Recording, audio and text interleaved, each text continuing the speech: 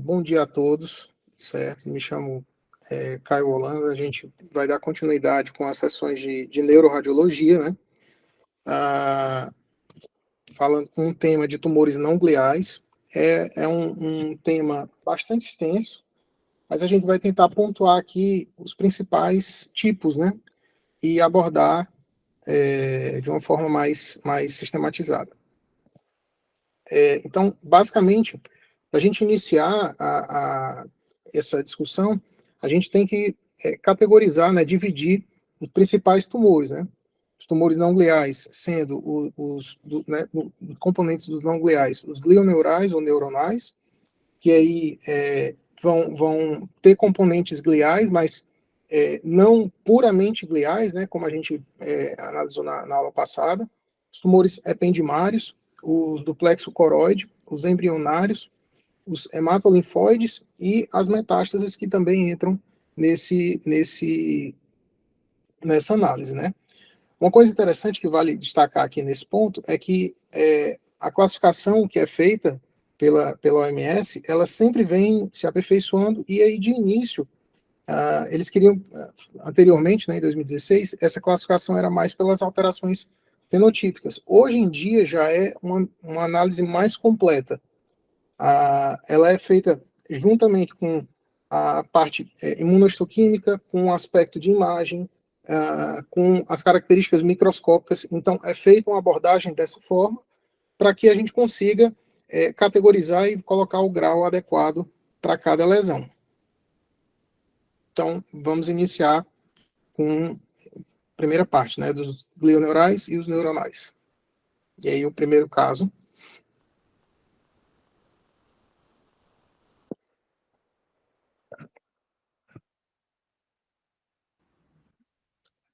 Caio, bom dia. Bom dia, Marina. Bom, a gente tem imagens. Caio, eu tô ouvindo minha própria voz, se quiser desligar o telefone. Certo, só toda vida tá dando esse probleminha, eu vou desligar aqui, tá? E vou entrar pelo celular. Mas pode falar. Certo. A gente tem imagens axiais na esquerda. A gente tem um T2. A gente tem um flare ao lado. A gente tem acho que uma difusão e um SWI. É isso? Ah, tá. Isso, perfeito. Pós, tem um pós? Tem um pós-contraste, certo? Pronto, ali em O cima. T1, esse no canto acima à direita, né? Isso. E os demais é um DWI, um SWI e um Sastal, que é um FET7. Perfeito. Então, a gente vê que a gente tem uma lesão sólido-cística. No sagital dá para ver bem que é temporal. Então, no lobo temporal esquerdo. Opa! Uma lesão sólido-cística no lobo temporal esquerdo. O componente sólido, ele tem um leve hipersinal em T2, flare. Um realce também a meio de contraste. Deve restringir a difusão.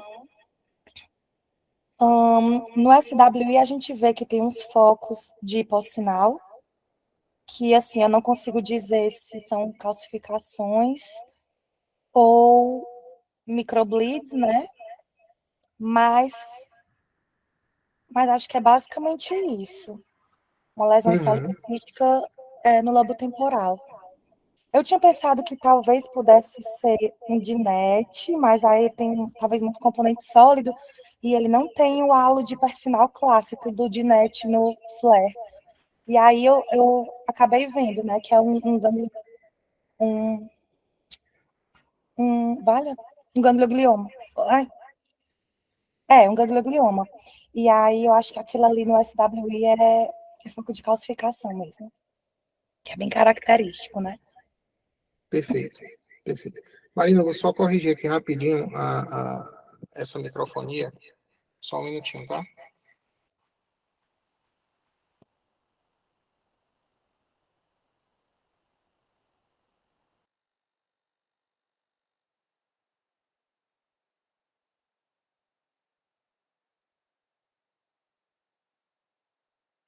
Opa, estão conseguindo me ouvir agora?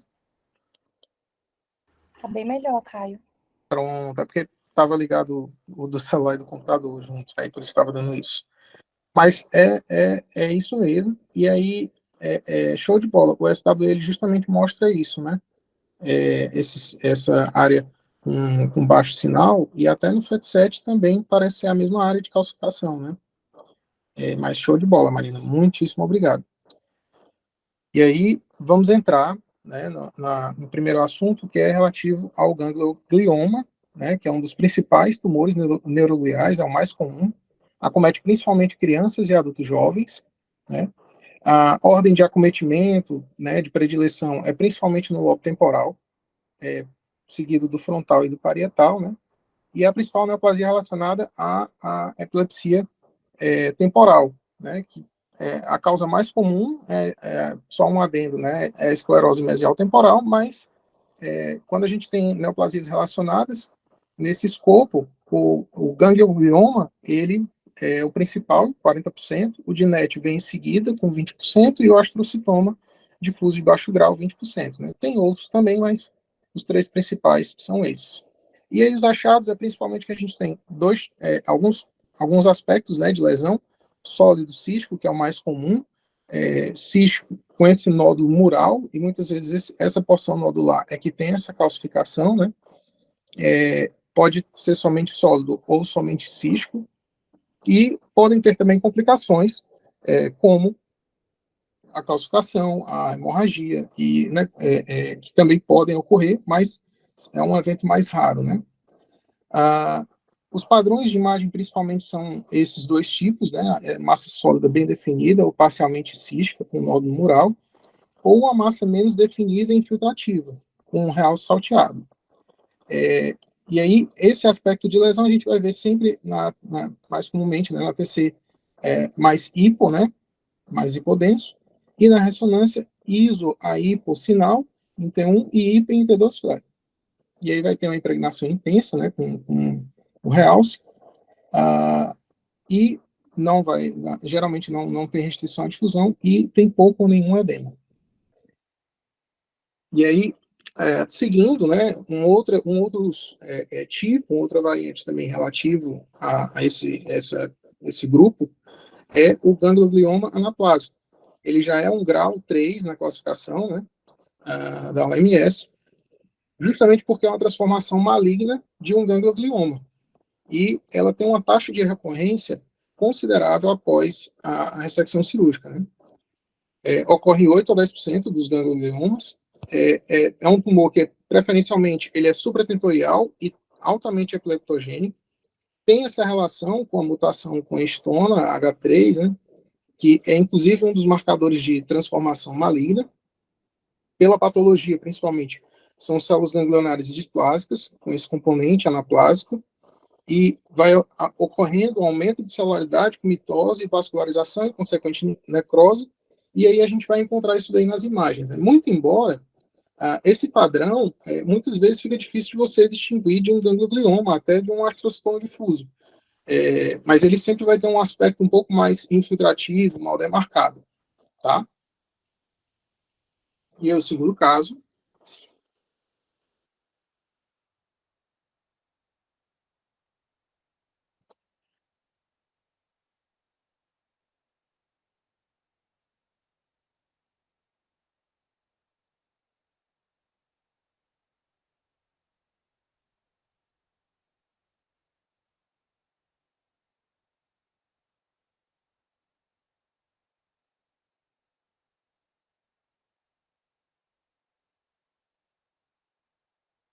certo. Então, vamos lá. Vamos lá, Caio. Opa, Certo. Bom, nós temos três cortes, né? Uma de ressonância, tá bom? Um axial T2, creio que aquele de cima seja um coronal T1, É isso? É Uhum. difícil de identificar, tá. E o outro é um axial T1 também, pós-contraste? Isso. Pronto, joia. Olha aquele Onde de a gente cima, né? evidencia... Hã? Bom dia, tudo bom, doutor? O coronal flare, Onde o a de gente... cima.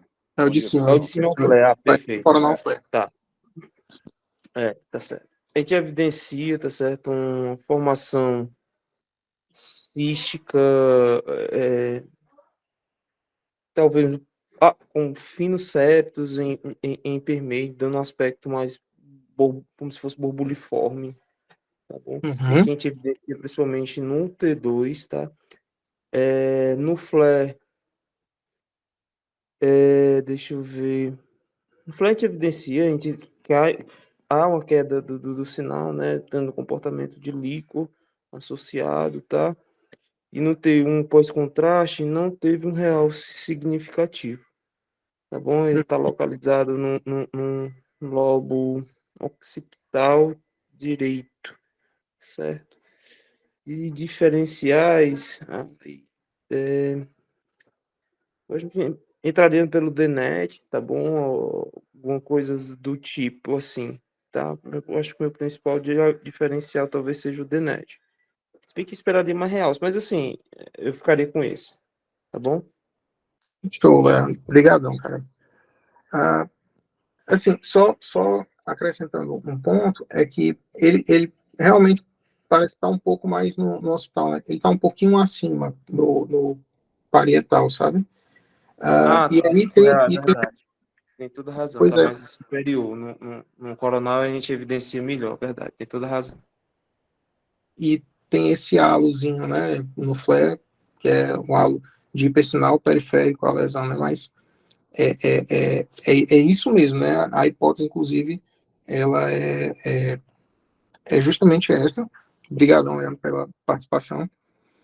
E aí, o DINET, né, ele é um tumor benigno relacionado, né, com essas mutações, FGR1, BRAF, e tem um grau, o grau na classificação ela é grau 1, então faz jus, né, a ser um tumor benigno. A incidência está entre 10 e 30 anos, preferencialmente tem uma prevalência maior no público feminino. Também relacionado, né, com uma daquelas causas de esclerose mesial temporal e de causas de convulsões, principalmente do lobo temporal, e também tem um acometimento no lobo frontal da lesão, né, ela também pode aparecer. A apresentação do tumor é um tumor intracortical. O interessante aqui é que, nesse caso, a base dele é sempre voltada para a região cortical. Ele é cortical barra subcortical, mas preferencialmente cortical. E sempre ele vai ter essa base característica com esse aspecto bolhoso, né? E é esse formato em cunha, que acabei de escrever, com essa base voltada para o córtex, e vai ter sempre um crescimento mais lento, né? Então, você tem um remodelamento da calota associado. Nos achados de imagem, caracteristicamente, a gente vai ter um ATC hipodense, hipotenuante, com a ressonância com hipossinal em T1 e esse halo marcado, né, de hipersinal em T2 e flare. E pode fazer um realce incomum ao contraste, depende do aspecto mais da lesão, e não tem uma restrição à difusão e pode calcificar em 30% dos casos. Outro tipo também é o gangliocitoma. Ele é um tumor benigno, né?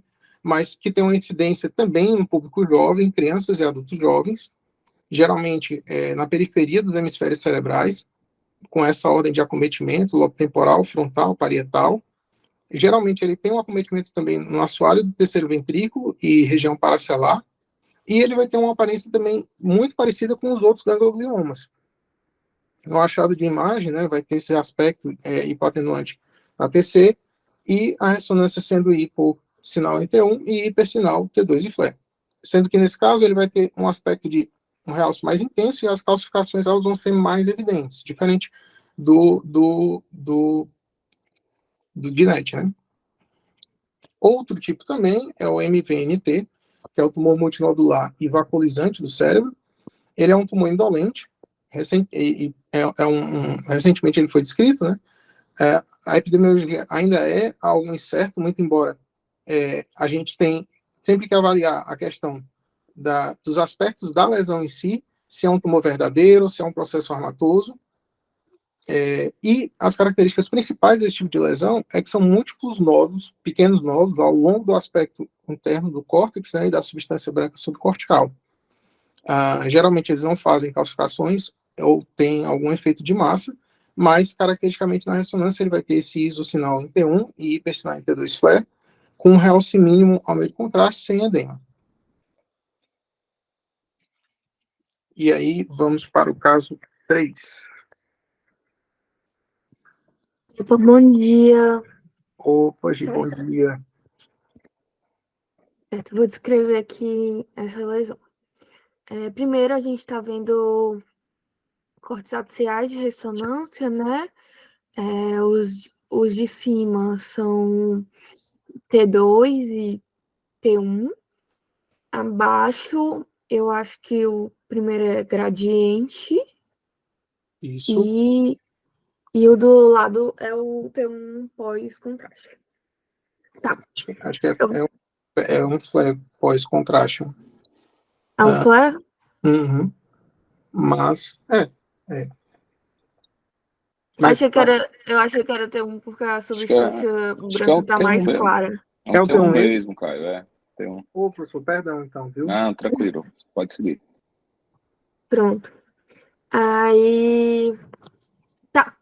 Aí eu vejo uma lesão lobulada, heterogênea, situada no ventrículo lateral direito. Ela é uma lesão que abala o septo pelúcido. Ela parece ter, assim, ela é heterogênea, né? Mas o sinal dela parece até ser um isosinal em relação à substância branca, se você observar em T1 e T2. Perfeito. E aí no gradiente, você vê que tem umas áreas de menor sinal que pode ser calcificação, né? E ela tem um realce bem heterogêneo também, na pós-contraste, né?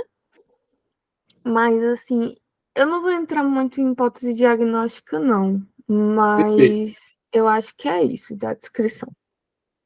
Perfeito. Muito obrigado. A gente entra, né, dando continuidade a esse escopo dos tumores. Agora a gente já está entrando naqueles tipos de tumores que têm um acometimento intraventricular, né, e os seus diagnósticos diferenciais. E aí, iniciando, o que a gente tem nesse caso, né, o neurocitoma central. E aí ele é um dos principais tumores intraventriculares, né, principalmente com acometimento dos ventrículos laterais. Pode ter um acometimento extraventricular também associado, mas assim, classicamente ele vai ter uma origem no septo pelúcido ou na parede ventricular, mas sempre tendo uma tendência para envolvimento do septo pelúcido. É o característico, mas assim, não é nem sempre a gente vai encontrar, né? É o clássico, mas enfim.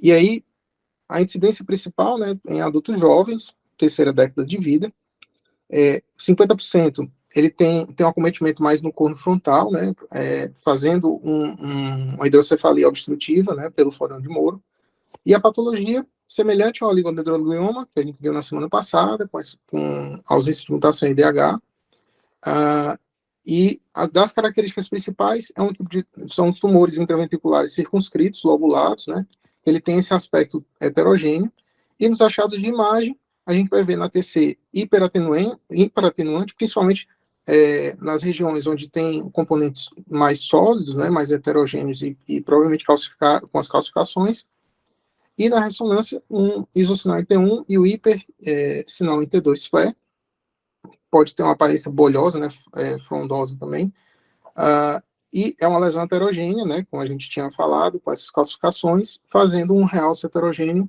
mas sendo mais intenso na sua porção sólida, né. E a hidrocefalia obstrutiva é comum, principalmente por conta dessa obstrução foraminal. Um outro caso, também entrando nesse nesse escopo, né, de análise.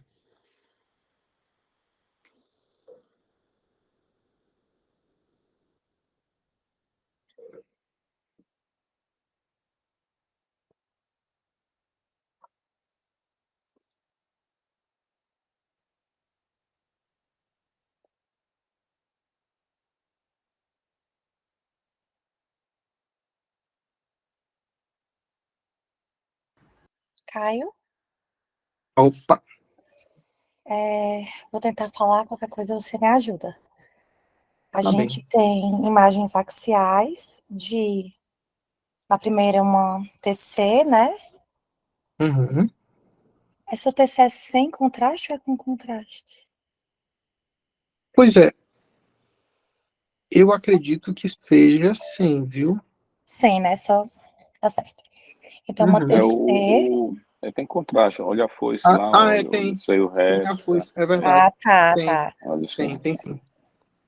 Certo. Então, a gente tem uma TC com contraste, uma ressonância axial T2 e Uhum. tem um pós. Vai ter um normal.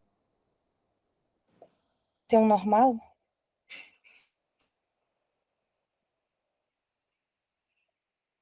Pode contraste, pessoal. Pode Vamos. comprar também. Certo. Então, a gente vê que tem uma lesão de sólido cística,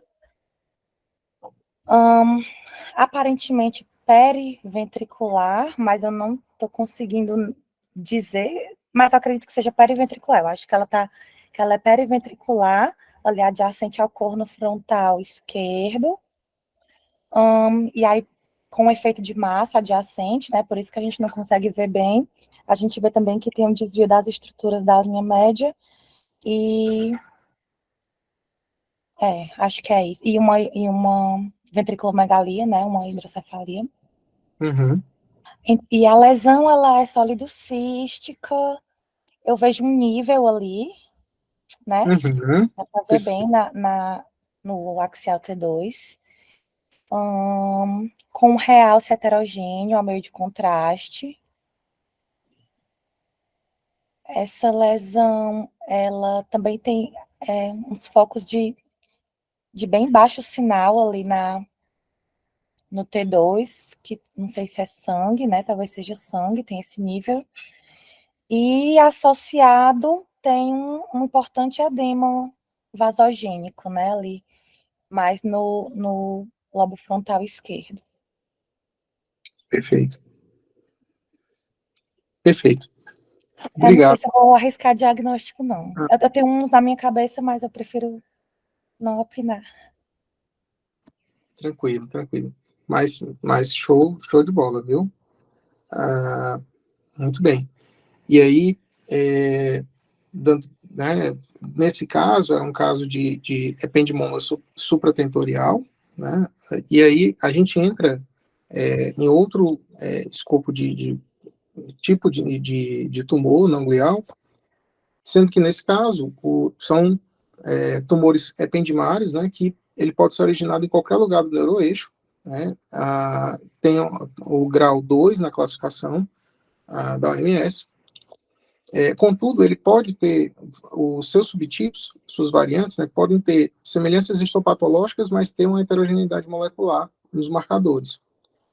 E é o terceiro tumor mais comum da fossa posterior na criança, entra naquele diagnóstico diferencial, né, dos tumores da fossa posterior na criança, a meduloblastoma, astrocitoma pilocítico e o ependimoma. Histologicamente é conhecida, né, por essas rosetas ependimares, classicamente em prova, eles pedem isso, e as pseudorosetas perivasculares.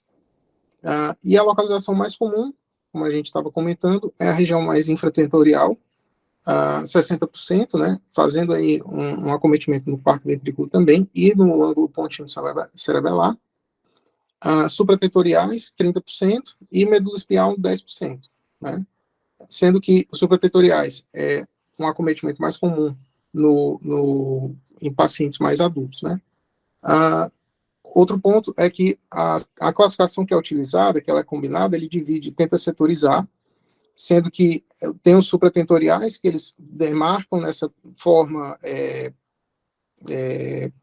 da imunistoquímica, né?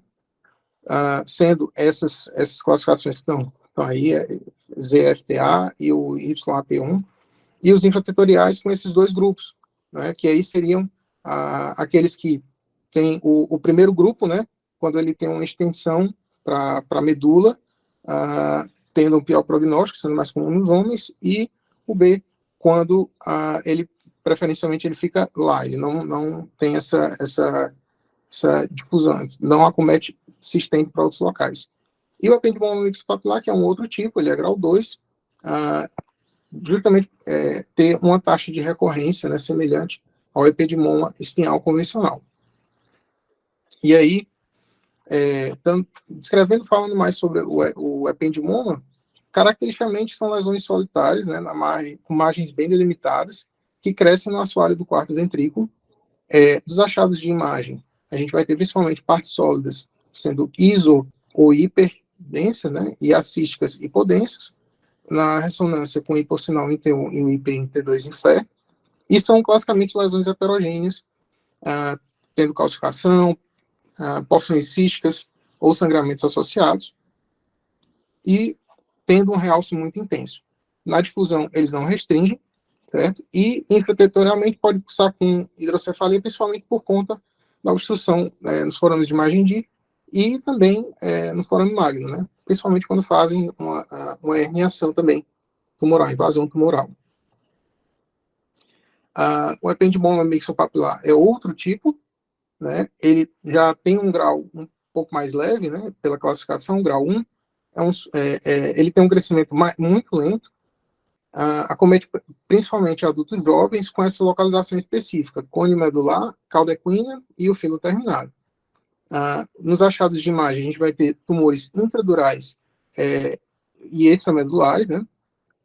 Com margens mais lobuladas e bem definidas, podendo expandir dentro do canal espinhal.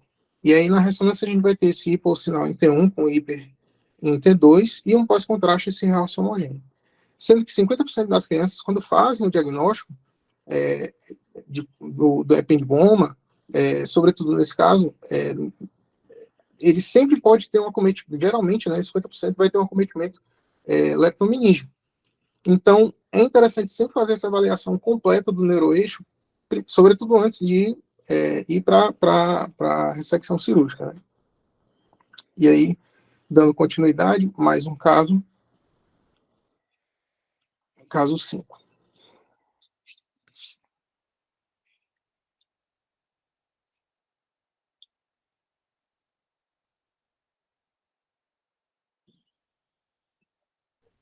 Oi, Caio. Opa, bom dia, Carol. Nós temos duas imagens de TC, corte axial. O da esquerda é sem contraste, o da direita com contraste. E aí a gente observa uma imagem bem delimitada, que tem realce um pouco heterogêneo ao contraste. Não vejo que ela provoque efeito de massa.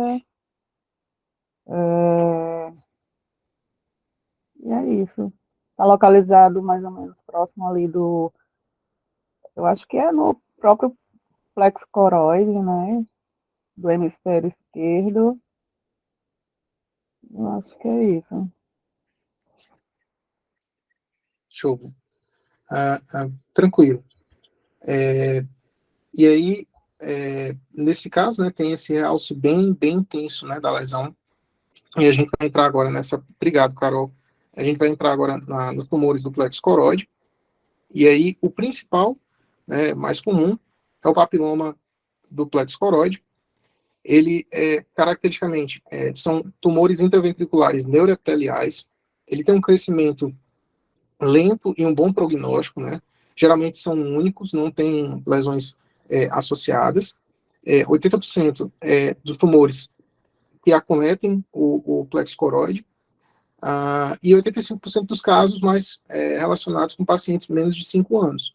Tem uma relação congênita e associação principalmente com síndrome de Aicardi e síndrome de Li-Fraumeni. A localização principal, né, dos ventrículos laterais, 50% deles, principalmente na região trigonal, e em crianças, mais de 80% eles surgem classicamente no átrio dos ventrículos laterais. Essa é uma das apresentações mais comuns, mas assim, como a gente está lidando com um tema que um tumor pode ter algumas apresentações e às vezes não ficar tão clássico, esse é o aspecto mais clássico, certo? Para pontuar isso daí. Mas também pode acometer quarto ventrículo, a cisterna, ângulo ponto cerebelar, e principalmente em adultos, e o terceiro ventrículo classicamente em crianças. E aí, o papiloma, ele tem alguns os achados de imagem, né, só para a gente pontuar. Na TC ele vai ser iso ou hiperintenso, né? Na ressonância ele vai ser iso ou com hipossinal, em T1, e hipersinal em T2 flare. Ele vai ter classicamente essas margens lobuladas, bem definidas, com esse aspecto de couve-flor. O livro até descreve que ele tem um aspecto meio frondoso, pode ter calcificações associadas, e a hidrocefalia obstrutiva é justamente por fazer obstrução foraminal. Pode também conter flow voids internos, né, no T2 flare, e tem esse realce intenso e homogêneo. Ele não restringe a difusão. Um outro tipo, que também entra em relação aos papilomas duplexo, é o atípico, né? Ele já é um grau 2, ele é um grau intermediário. Muito embora na imagem ele é muito parecido com o papiloma duplexo coroide clássico, né, mais comum.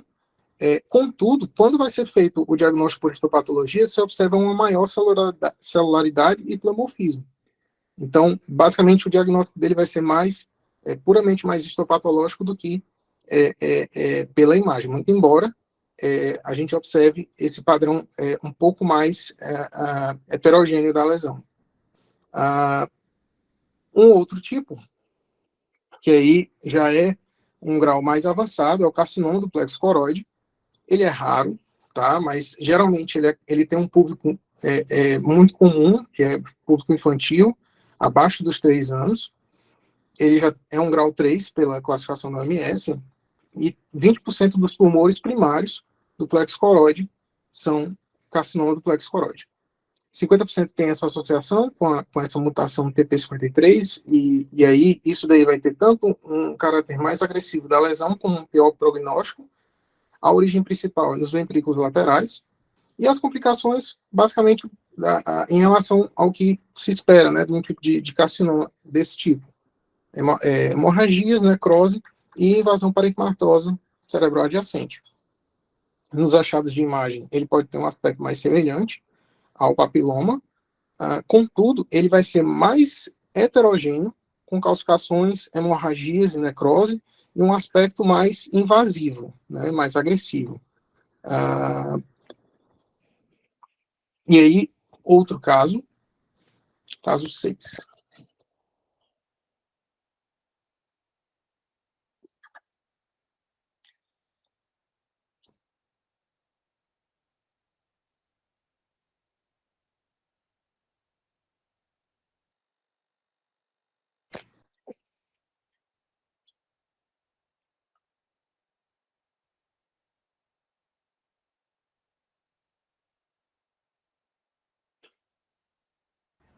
Caio. Opa! Oi, Marina.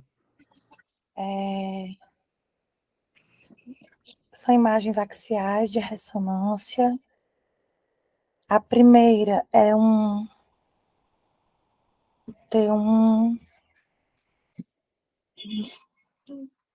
primeira. Eu tô com dificuldade de dizer as sequências, Caio.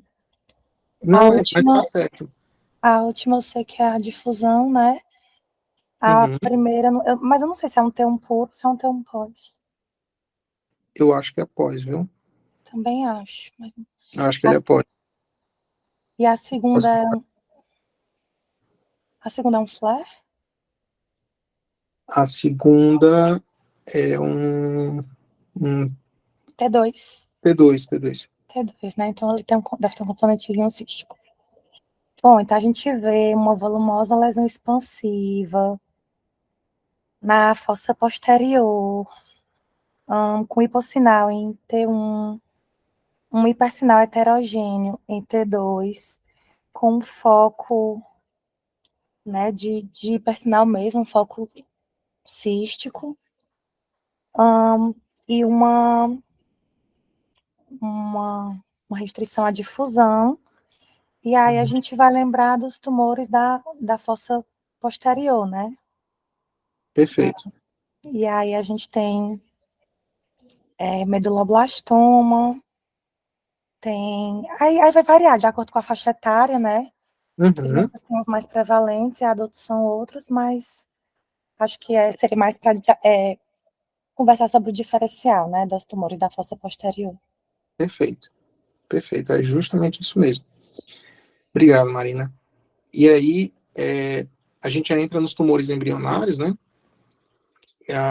Tendo como o diagnóstico desse caso o meduloblastoma, que aí entra naqueles principais diagnósticos, os possíveis causas, né? Os diagnósticos diferenciais desses tipos de tumores de fossa posterior, né? Meduloblastoma, o astrocitoma pilocítico e isso na criança, né? E o ependimoma. E sendo que o meduloblastoma é o tumor maligno mais comum na infância, né? E principalmente o mais comum da fossa posterior. Tem uma leve predileção no sexo masculino, principalmente nos grupos 3 e 4. A idade média para acometer é geralmente por volta dos 9 anos. Tem a origem cerebelar, acomete principalmente o vermes e o quarto ventrículo, né? E também acometendo também hemisférios cerebelares e a cisterna pontocerebelar. E aí, classicamente, o meduloblastoma, ele faz drop metástase, né? Ele faz essa disseminação leptomeníngea.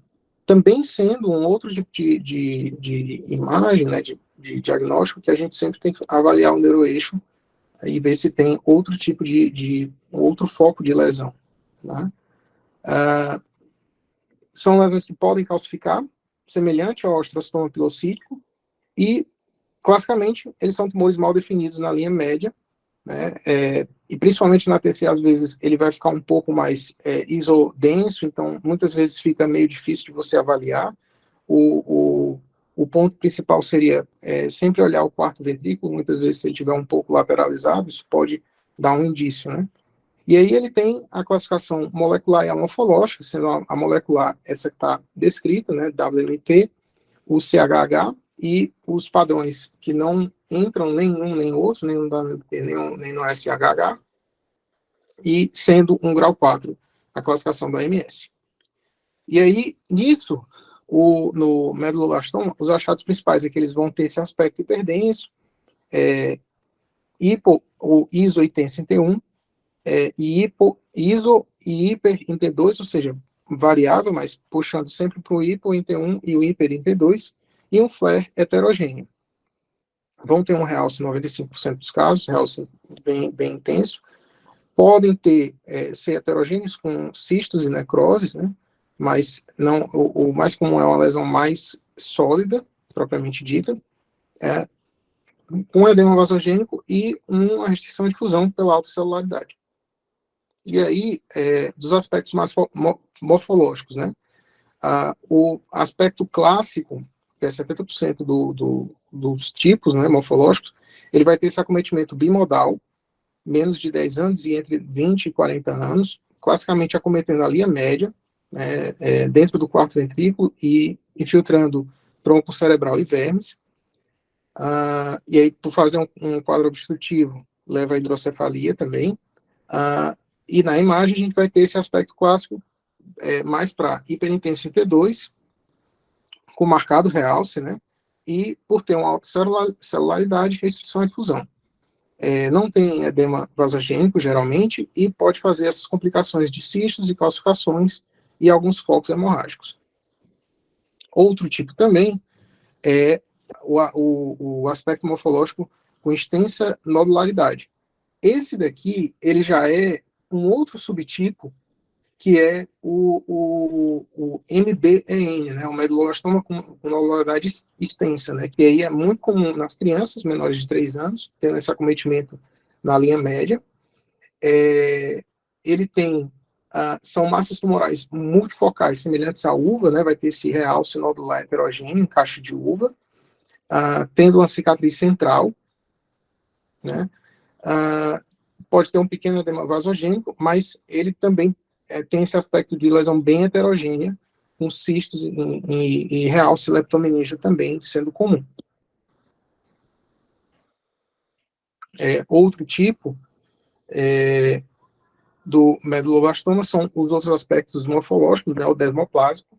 O desmoplásico, ele já é muito relacionado associado à via SHH, né, ele vai ter essa relação. 40% dos meduloblastomas em crianças, ele acomete principalmente o hemisfério cerebelar, e, classicamente, ele vai ter esse aspecto de islo em T2, né, com um marcado realce e alguns cistos. O outro tipo, que é o anaplásico, de células grandes, ele já é um pouco misto, ele vai tanto no grupo 3, como também no SHH, e tem relação com as mutações da TP53, né?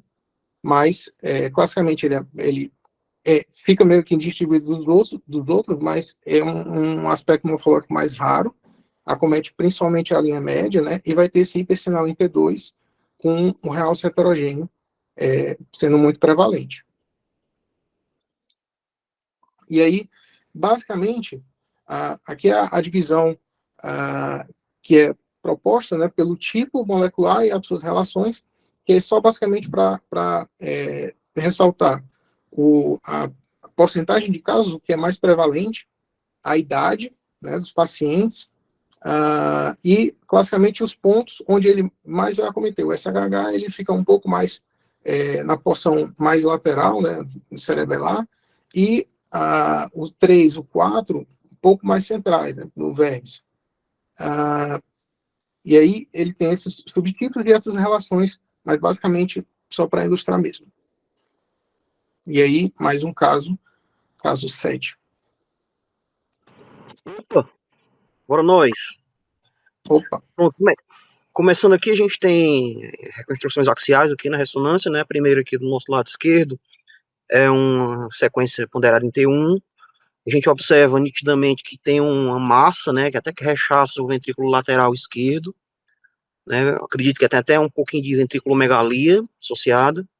É uma massa que, olhando aqui embaixo, eu acredito que seja um T1 pós-contraste, né? Que ela tem um realce pelo contraste. E acima a gente já vê um T2 e também tem, né? Tem um sinal de alto para intermediário em T2. Está ali mais para intermediário. Que mais?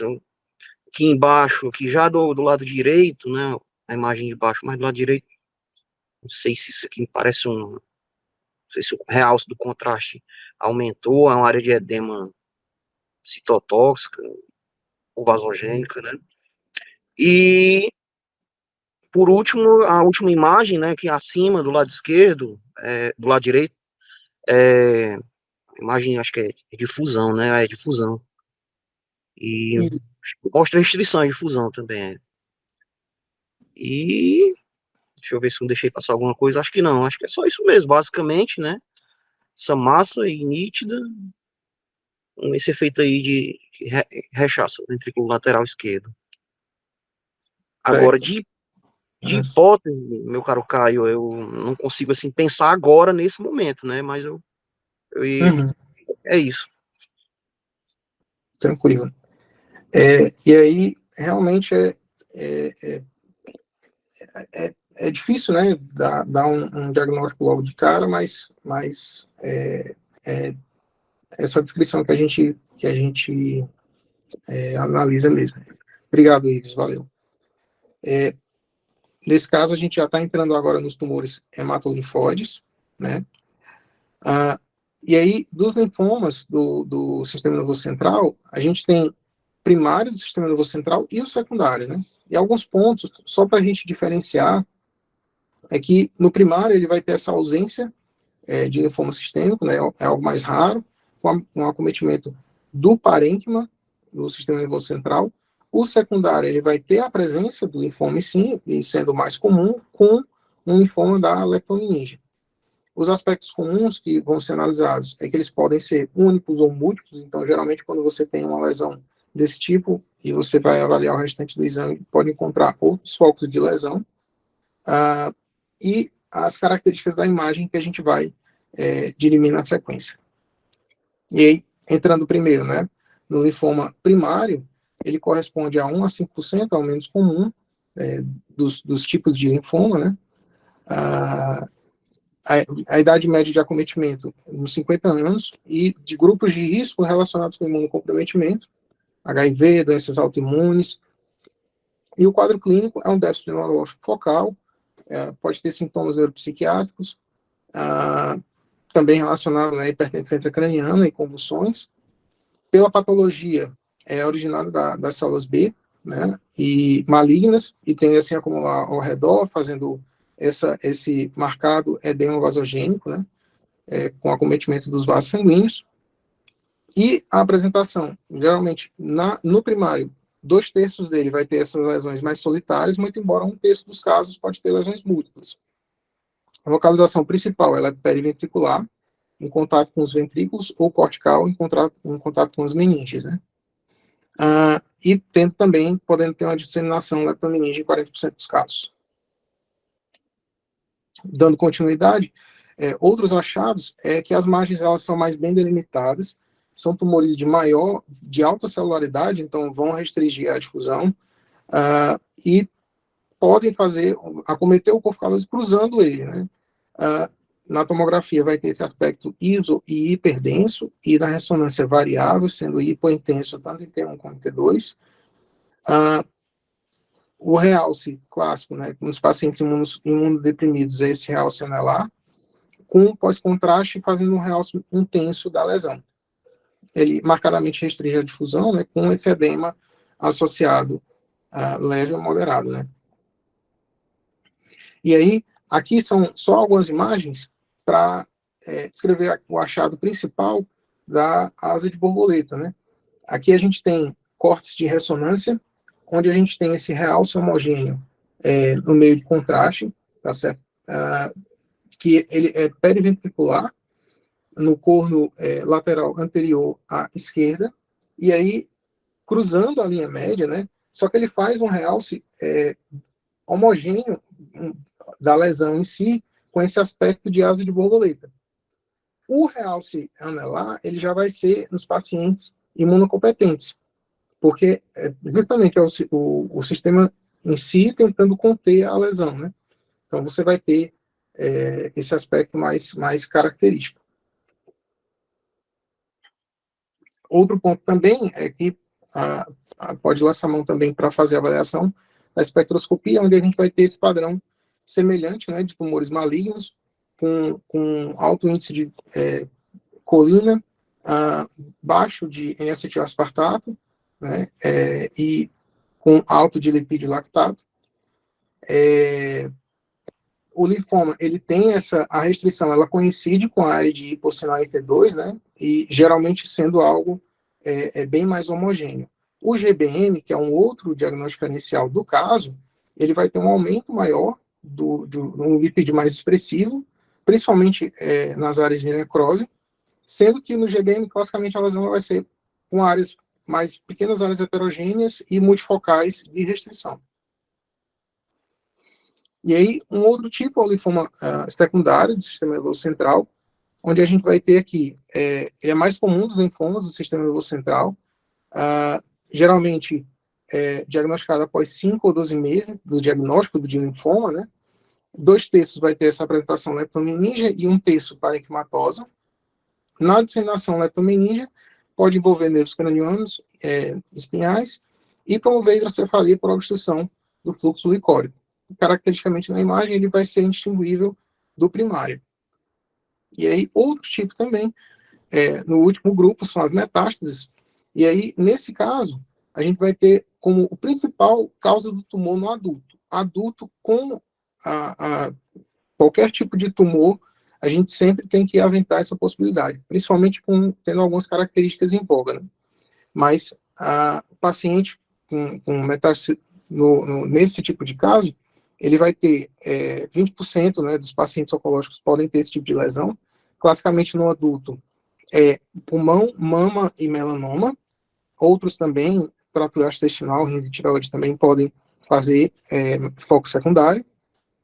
Na criança, basicamente a origem hematogênica, então leucemia, linfoma, sarcoma, tá certo? Com preferência osso e dura magra.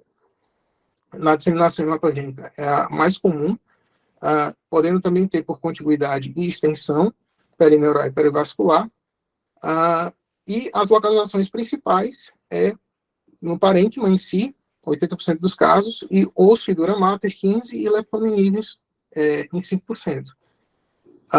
E acometimento também do parênquima cerebral e cerebelo, principalmente do cerebral mais envolvido, e tronco em menor porcentagem. Geralmente são lesões sólidas, podem ser tanto 50% sólidas ou 50% múltiplas, né? E podem também acometer fóssil posterior, que classicamente está relacionado com o trato gastrointestinal. De achados de imagem, classicamente a gente vai ter esse realce presente, intenso e puntiforme, com edema vasogênico desproporcional, muito edema, né? Podendo apresentar necrose, classificação, e a gente vai ter uma espectroscopia com aumento de colina, redução de aspartato, e com aumento muito de lipídio, né, e lactato. E aí, basicamente, as metástases, elas podem fazer complicações também, mas tendo esse aspecto classicamente hemorrágicas, né, que aí a gente vai ter o melanoma, o pulmão, tireoide e o rim, sendo como os principais aspectos dessa forma, e as metástases de aspecto cístico, que é mais classicamente adenocarcinomas de mama, pulmão e colo. E aí, assim, só algumas observações que aí são interessantes para a gente conseguir, na hora de analisar esses tipos de tumores, né, tentar reduzir um pouco as hipóteses diagnósticas e analisando o padrão da imagem também.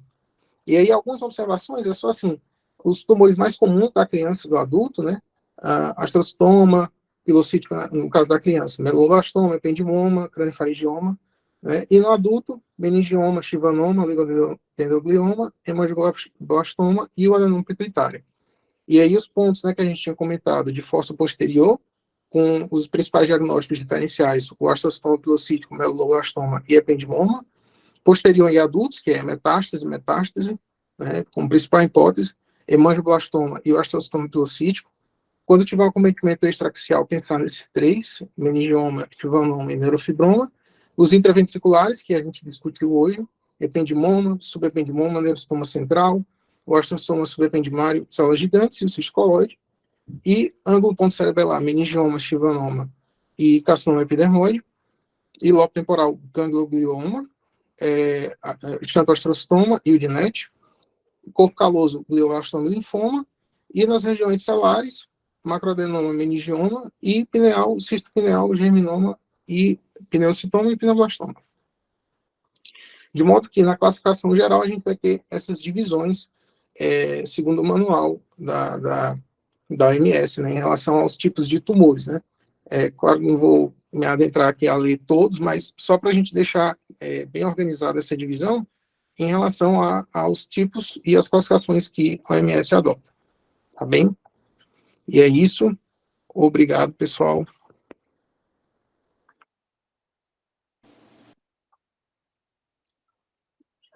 Caio, parabéns, aula bem extensa, né? Se pudesse a gente dividir mais ela, tivesse mais tempo, seria interessante, né? Só as observações, né? Realmente muita informação, né? Para você traduzir em 40 minutos. Mas, são umas correções. Você falou carcinoma epidermoide ali, eu acho que é cisto epidermoide, né? Cisto epidermoide, perdão, professor. Teve uma hora do linfoma lá que se colocou lá que tinha um padrão mais heterogêneo do linfoma no imunocompetente. Eu acho que era imunocomprometido aquele, né? Aquele realce mais anelar. No HIV. Eu tinha inclusive anotado, tá aqui, imunocompetente, mas anteriormente eu tinha até escrito Neocelular imunodeprimida, só. Pois é. Perdão, professor. Não. Outra coisa, você mostrou uma tabela do medulloblastoma, né? Grupo 3, grupo 4. Acho que no último não usa mais isso, né? Agora é o não. Você falou também, não antes? Você tinha falado não SHH, não WMT, né? Que eram esses últimos, antigamente chamado grupo 3, grupo 4, né? E agora eles se dividem também, ou seja, cada vez mais você tem uma divisão desses moleculares, né? São 8, só desses 3 e 4 são 8 subtipos agora. Ou seja, vai ficando cada vez mais difícil para a gente acompanhar isso, né? E confuso, né? E mais complexo. Mas é isso. Era só essas observações aí da aula que eu vi. Parabéns. Parabéns aí quem participou também.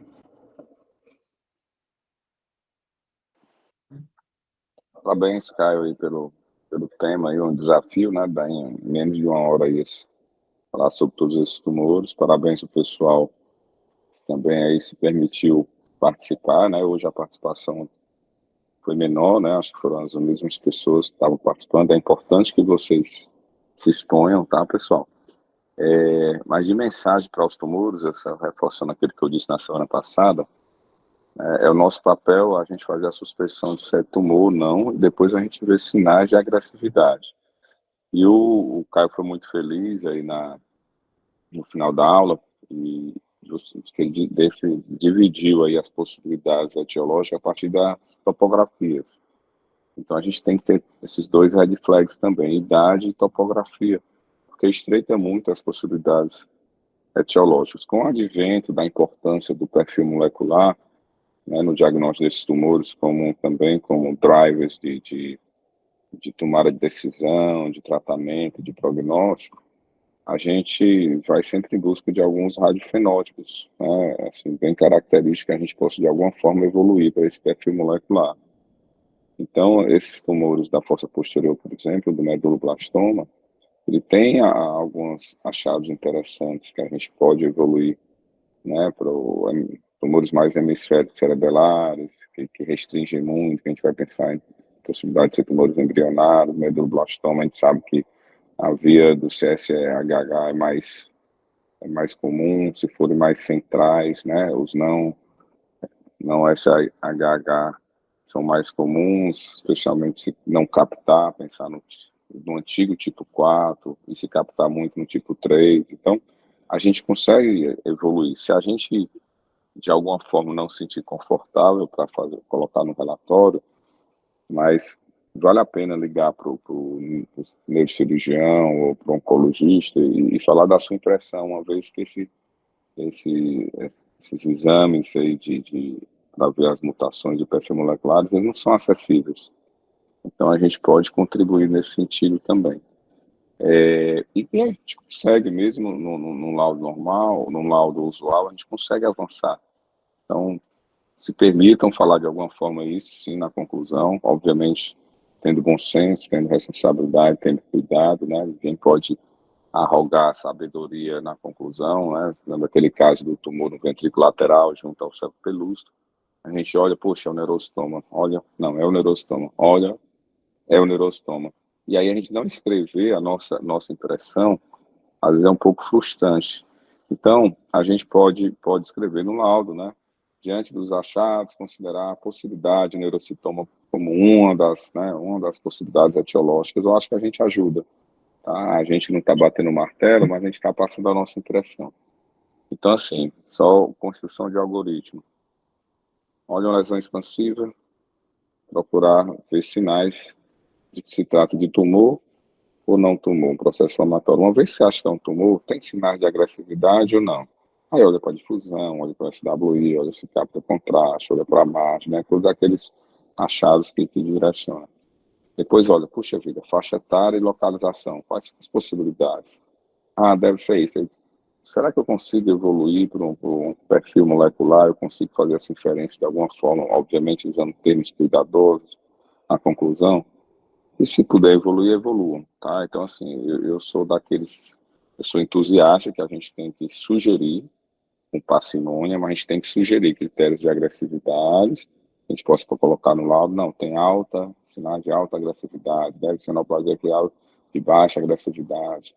Considerar tal perfil, a possibilidade de tal perfil molecular. Eu acho que a gente tem que, faz parte da nossa responsabilidade. Então, boa semana para todo mundo, e começamos com o pé direito, saudações corais. Obrigado, professor. Obrigado, pessoal. Bom dia.